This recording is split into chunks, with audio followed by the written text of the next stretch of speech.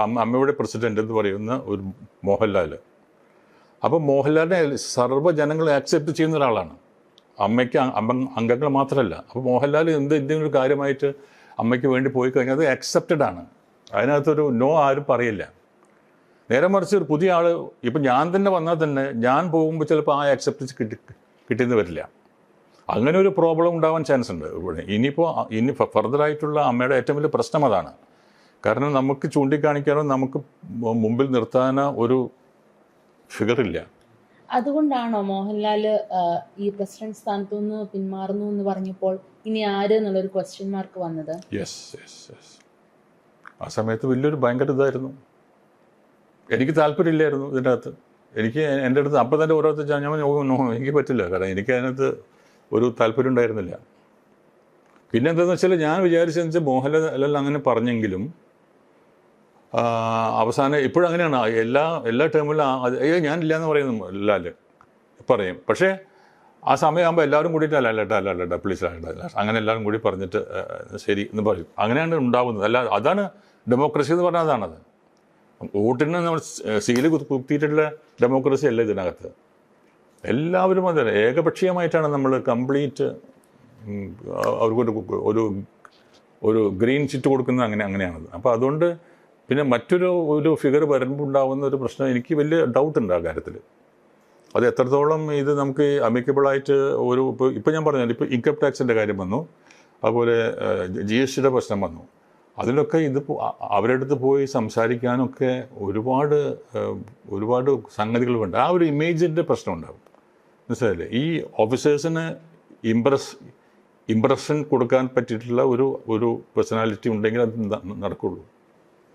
ഇപ്പോൾ തെലുങ്കിൽ, തമിഴിൽ, കന്നഡയിലൊക്കെ വർക്ക് ചെയ്തിട്ടുണ്ട്. ഒന്ന് കമ്പയർ ചെയ്ത് പറയാമോ മലയാളം ഇൻഡസ്ട്രി ബാക്കി ഇൻഡസ്ട്രീസിലും ഇപ്പോഴത്തെ ഒരു അറ്റ്മോസ്ഫിയർ എങ്ങനെയാണ്? ഇൻറ്റേർണൽ കംപ്ലയിൻറ്റ് കമ്മിറ്റി എന്താ ഒരു എക്സ്പീരിയൻസ് തോന്നിയിട്ടുള്ളത്? 4 ഭാഷ വർക്ക് ചെയ്തിട്ടുണ്ട്.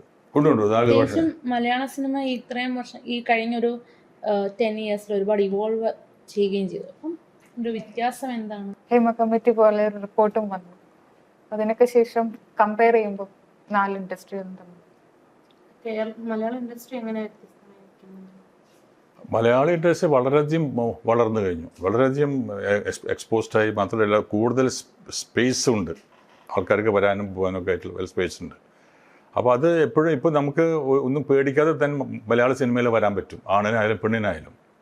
പിന്നെ അത് ഉണ്ടെന്ന് പറയുന്നതൊക്കെ എനിക്ക് തോന്നുന്നത് അങ്ങനെ ഒന്നും നടക്കുന്നു തോന്നുന്നില്ല. അതൊക്കെ പ്രൈവറ്റായിട്ട് എന്തെങ്കിലും സംഭവിച്ചു കാണും. അല്ലാതെ ഇതിന് ഇപ്പം ആൾക്കാരുടെ ധാരണ എന്ന് വെച്ചാൽ ഞങ്ങൾ ഷൂട്ടിങ് കഴിഞ്ഞ് കഴിഞ്ഞാൽ ഉടനെ ഓരോരുത്തരും വിളിച്ച് റൂമിലേക്ക് പോകും. നോ, അങ്ങനെ നടക്കില്ല. അത് ഞാനത് തുറന്ന് പറയുകയാണ്. അങ്ങനെ ഒരിക്കലും നടക്കില്ല.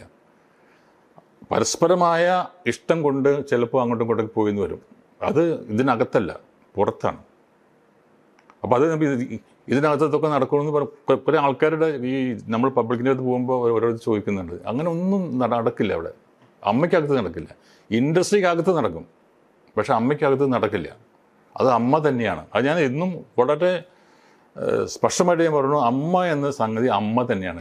നമ്മൾ അമ്മയാണത്. അതുകൊണ്ട് ഞാൻ ഇത്രയും വൈകാരികമായിട്ട് സംസാരിക്കാൻ കാരണം അതിനകത്ത് അമ്മ തന്നെ എല്ലാവരോടും ഒരേപോലെയാണ് നമ്മൾ നോക്കുന്നത്. അതിനകത്ത് ഒരു മാറ്റങ്ങളുണ്ടാവില്ല. ഇനി എന്താണെന്ന് എനിക്കറിയാൻ പറ്റില്ല.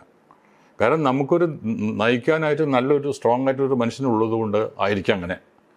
കാരണം ലാൽ എന്ന് പറയുന്ന ഒരു മഹാനായ ഒരു നടൻ, മഹാനായ ഒരു മനുഷ്യൻ, അദ്ദേഹം ഉള്ളതുകൊണ്ട് ചിലപ്പോൾ കാരണം അത് നമ്മൾ ആക്സെപ്റ്റഡ് ആണത്. He is accepted by all the people. അപ്പോൾ അതുകൊണ്ട് പറ്റില്ല. പിന്നെ ഇപ്പോൾ ഈ മത്സരങ്ങളൊക്കെ വന്നു, പ്രശ്നങ്ങളൊക്കെ ഉണ്ടായി. ഇപ്പോൾ അതിനകത്ത് അങ്ങോട്ടും ഇങ്ങോട്ടും പ്രശ്നങ്ങൾ. ഇപ്പോൾ ഈ മെമ്മറി കാർഡിൻ്റെ ഒരു പ്രശ്നം എൻ്റെ ഒരു കാഴ്ചപ്പാടിൽ വലിയൊരു പ്രശ്നമാവാൻ ചാൻസ് ഉണ്ട്. യെസ്, അത് പറയാതിരിക്കാൻ നിവർത്തില്ല. അത് കാരണം എഫക്റ്റഡ് പാർട്ടികളുണ്ട് അതിനകത്ത്, കുറേ എഫക്റ്റഡ് പാർട്ടികളുണ്ട്. അപ്പോൾ അവരുടെ ഭാഗത്തായിരിക്കണം നമ്മൾ നിൽക്കേണ്ടത്. കാരണം ഇത് ചെയ്തത് അത് അങ്ങനെ ചെയ്തിട്ടുണ്ടെങ്കിൽ അത് ചെയ്തത് ശരിയായില്ല എന്നുള്ള അഭിപ്രായക്കാരൻ ഞാൻ പറഞ്ഞു. അങ്ങനെ ഒരു മെമ്മറി കാർഡ് ഉണ്ടാക്കുകയും അത് നഷ്ടപ്പെട്ടു പോയി എന്ന് പറയുകയും അതിൽ ഞാൻ യോജിക്കുന്നില്ല. പാടില്ല. അതിൻ്റെ ഉത്തരവാദിത്തം അവർ ഏറ്റെടുത്തേ പറ്റൂ, ആരാണെങ്കിലും.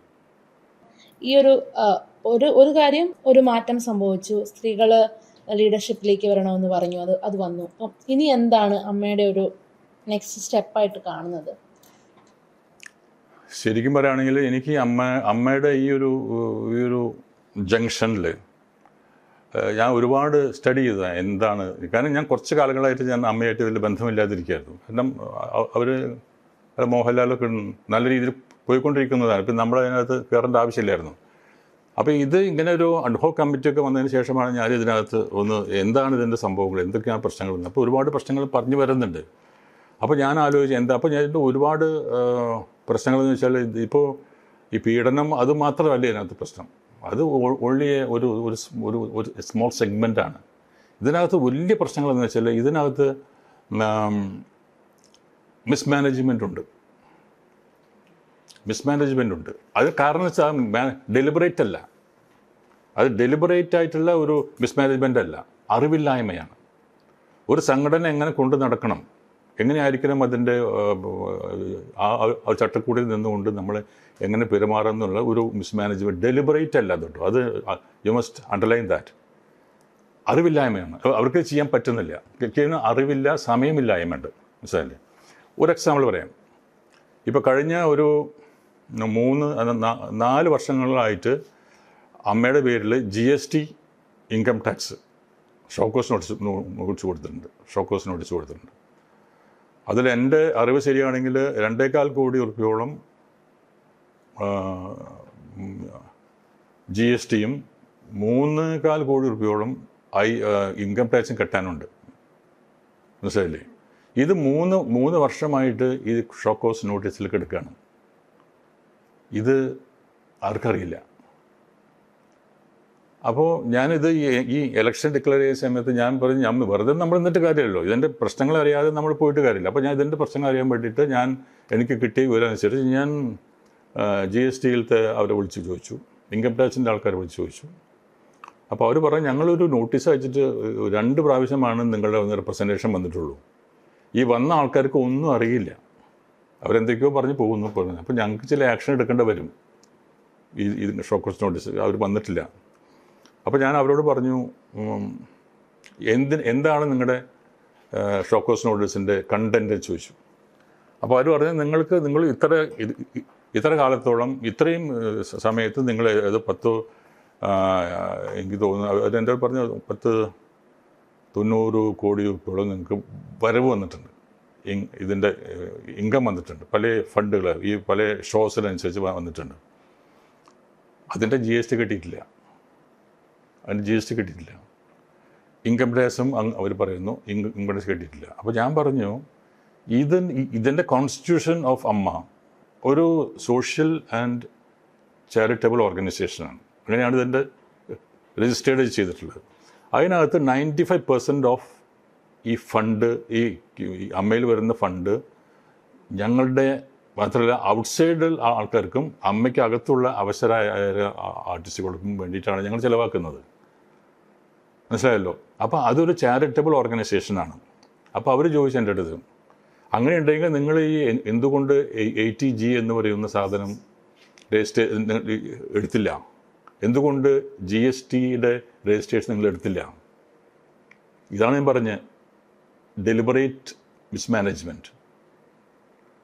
കാരണം ഇതൊക്കെ ചെയ്യേണ്ടതല്ലേ. നമ്മളൊരു സംഘടന കൊണ്ട് നടക്കുമ്പോൾ ലീഗലായിട്ടുള്ള കാര്യങ്ങളൊക്കെ നമ്മൾ കറക്റ്റായിട്ട് ചെയ്യേണ്ട ഒരു ഉത്തരവാദിത്തമില്ലേ ഇവർക്കൊക്കെ? ഇവർ ചെയ്തിട്ടില്ല.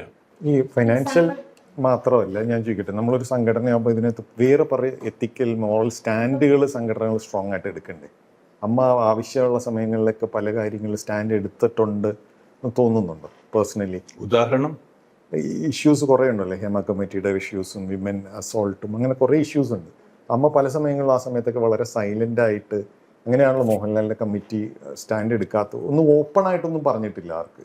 ഞാൻ തോന്നുന്നത് ഒരു സംഘടനയാകുമ്പോൾ അത് പല കാര്യങ്ങളും സ്റ്റാൻഡ് എടുക്കണ്ടേ, ഫിനാൻഷ്യൽ കാര്യങ്ങൾ മാത്രമല്ല. പബ്ലിക് പ്രഷർ കൂടുമ്പോഴാണല്ലോ ഒരു സ്റ്റാൻഡ് വന്നിട്ടുള്ളൂ. സ്വയം പറയണ്ടായിരുന്നു, മുന്നിട്ട് ഇറങ്ങണ്ടായിരുന്നു. പ്രത്യേകിച്ച് നിങ്ങളുടെ തന്നെ ഇന്റേണൽ ആയിട്ടുള്ള ആൾക്കാരല്ലേ, അപ്പൊ അവരുടെ ഒരു ഇതിന് സ്ട്രോങ് ആയിട്ട് നിൽക്കണ്ടേ? അങ്ങനെ തോന്നിയിട്ടുണ്ടോ എപ്പോഴും? തോന്നിയിട്ടുണ്ട്. പക്ഷേ എപ്പോഴും നമ്മളുണ്ടല്ലോ, നമ്മുടെ കയ്യിൽ വടി ഉണ്ടെങ്കിൽ അടിക്കാൻ പറ്റുള്ളൂ. അപ്പം നമുക്ക് എന്തെങ്കിലും ഒരു സ്ഥാനം കിട്ടുക, അങ്ങനെ അല്ലാതെ നമുക്കൊന്നും ചെയ്യാൻ പറ്റില്ല. ഈവൻ ഈ രാഷ്ട്രീയത്തിൽ അങ്ങനെയാണല്ലോ. അപ്പം നമ്മൾ എന്തെങ്കിലും ചെയ്യുന്ന ഇപ്പോൾ ഒരു സിനിമാ നടനൊന്നും ചെയ്യാൻ പറ്റില്ല. സിനിമാ നടൻ രാഷ്ട്രീയക്കാരനാകുമ്പോൾ ആ രാഷ്ട്രീയത്തിലത്തെ പാർട്ടി എനിക്ക് എന്തെങ്കിലും ഒരു സ്ട്രോങ് ആയിട്ടുള്ള ഒരു അധികാരം തരണം. നോക്കി കണ്ടപ്പോൾ എന്താ തോന്നിയത്? ഇപ്പൊ ആക്ടർ റസൂൽ കേസിലാണെങ്കിലും അമ്മയുടെ റെസ്പോൺസിനെ എങ്ങനെ വിലയിരുത്തുന്നു വന്ന് കണ്ടിരുന്നപ്പോൾ? എനിക്ക് തോന്നുന്നത് ഈ ആരംഭത്തിൽ അവർ നന്നായിട്ട് ചെയ്യുന്നുണ്ടെന്നാണ് എനിക്ക് തോന്നിയത്. കാരണം ഈ കുറേ ഇഷ്യൂസ് ഇപ്പോൾ അവരുടെ മുന്നിലുണ്ട്.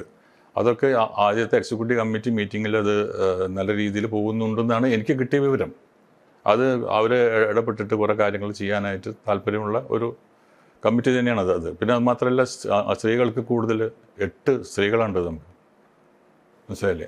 അന്ന് എന്തായിരുന്നു അന്നത്തെ റെസ്പോൺസിനോട് എന്താ തോന്നിയിട്ട്? എന്ന് ഈ 2017-18 പ്രശ്നങ്ങളോടുള്ള റെസ്പോൺസിന്റെ കാര്യമാണ് ചോദിക്കുന്നത്. എന്നത്തെ 2016-17 സമയത്തെ ഈ ആക്ട്രസ് അസോൾട്ട് കേസിന് ശേഷം വന്ന റെസ്പോൺസിനോടുള്ള പ്രതികരണം, അന്നത്തെ ഇഷ്യൂസിനോട്. ഇപ്പോഴല്ല, അന്നത്തെ റെസ്പോൺസിന്. അത് ഞാൻ പറഞ്ഞു, ഒരു സംഘടനയ്ക്ക് ചില ബൈലോസ് ഉണ്ടല്ലോ, മനസ്സിലായില്ലേ? അപ്പോൾ ഞാൻ അതിനെ പറ്റി വച്ചാൽ അത് ഞാൻ ആരോടെങ്കിലും ഇൻട്രസ്റ്റ് ഉള്ളതുകൊണ്ടോ സ്നേഹമുള്ളതുകൊണ്ടോ പ്രീതി ഉള്ളതുകൊണ്ടോ അല്ല. ഞാൻ അവിടെ സ്ട്രോങ് ആയിട്ട് പറഞ്ഞാണ്, നമ്മൾ ഒരാളെ പുറത്താക്കണമെങ്കിൽ നമ്മുടെ സംഘടനയിൽ ബൈലോസ് ഉണ്ട്. ബൈലോസ് വെച്ചിട്ട് നമ്മൾ അതുപോലെ നമുക്ക് ചെയ്യാൻ പറ്റുള്ളൂ. ഒരാൾ പെട്ടെന്ന് ഒറ്റ നാൾ കൊണ്ട്, ഒറ്റ മിനിറ്റ് കൊണ്ട് അയാളുടെ അംഗത്വം വരെ ക്യാൻസൽ ചെയ്ത് കൊടുക്കാനായിട്ടുള്ള അവകാശം ഒരു കമ്മിറ്റിക്കില്ല. അത് അയാൾക്ക് നോട്ടീസ് കൊടുക്കണം. ഇന്നമാതിരി എന്താണ്, അയാൾക്കൊരു ഷോക്കോസ് നോട്ടീസ് കൊടുക്കണം. അത് ചെയ്തിട്ടില്ല. യു ഷുഡ് ബി ഹേർഡ് അല്ലേ? You should be. അയാളുടെ ഭാഗത്ത് നിന്ന് കേൾക്കണ്ടായി. ദിലീപിൻ്റെ ഭാഗത്ത് നമ്മൾ കേൾക്കണ്ടായി. ഇത് കേട്ടിട്ടില്ല. അപ്പോൾ ഒരു എലിഗേഷൻ വരാം, ആർക്ക് വേണമെങ്കിലും ഒരു എലിഗേഷൻ കൊണ്ടുവരാമല്ലോ. പക്ഷേ അത് നമുക്ക് പറയാനുള്ള ഒരു അവസരം കൊടുക്കണ്ടേ? ഒരു കമ്മിറ്റി ആകുമ്പോൾ, സംഘടനയാകുമ്പോൾ അത് വളരെ ഇമ്പോർട്ടൻ്റ് ആണ്. അതാണ് ഇതിൻ്റെ ഏറ്റവും വലിയൊരു. അപ്പോൾ അന്നത്തെ മീറ്റിങ്ങിൽ ദിലീപിനെ കേൾക്കാനായിട്ട് ആരും തയ്യാറല്ല. അതിന് വെയിറ്റ് ചെയ്ത് ഇപ്പം തന്നെ വേണം എന്നാണ് സമ്മർദ്ദം. അപ്പോൾ ആ സമ്മർദ്ദത്തിന് വഴങ്ങാൻ പാടില്ലാത്തതായിരുന്നു.